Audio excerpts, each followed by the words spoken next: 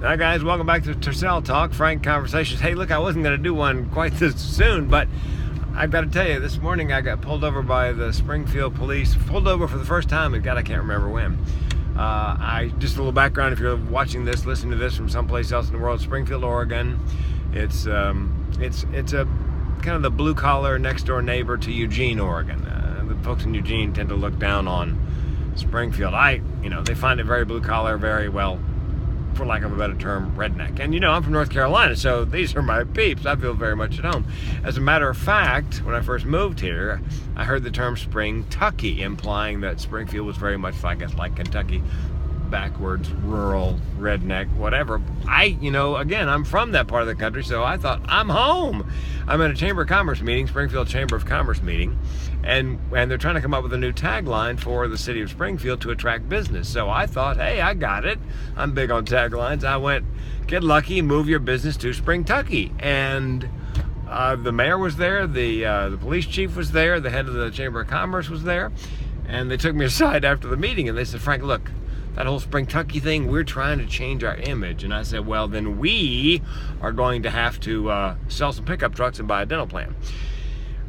Yeah, I was suspended from the meeting for a couple of weeks, but that's, we can cover that another time. Anyway, at the gym, I'm getting ready to leave the parking lot. I need to make a left, but it's 4 lanes of traffic and it's kind of busy. So I think, well, I'll just go right down to a driveway, turn around, come back. Eventually I'll be going left.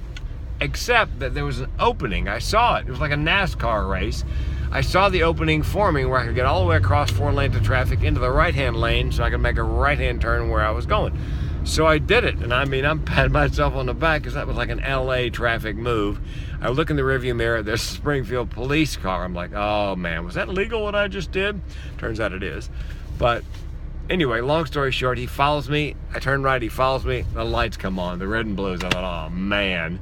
So he pulls me over, and I'm having difficulty rolling down my window because it's Armstrong power steering, Armstrong windows, nothing, I have to crank it. And he comes up and he goes, hey, why do you have 2 license plates on the rear of your car? And it occurred to me, it's because my father-in-law owned this car forever, and when I got the new license plates, I couldn't get the old ones off, so I just slapped the new ones over top the old ones, figuring, what's the harm?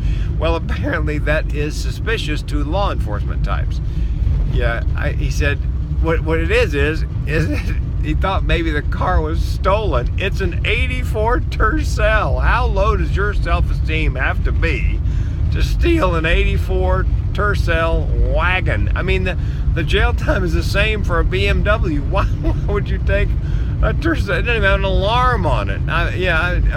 Anyway, so he got my license registration, and actually I told him that it was funny that he pulled me over because I was actually thinking about when I was in North Carolina with the Tercel, and I wrote this joke. This is true. I'm in North Carolina. I got the Tercel. It's got Oregon plates, where of course marijuana is legal, and a Grateful Dead bumper sticker. And so Oregon plates, Grateful Dead bumper sticker, 84 Tercel, and the joke I wrote was, you know what the police in Raleigh call an 84 Tercel with Oregon plates and a Grateful Dead bumper sticker?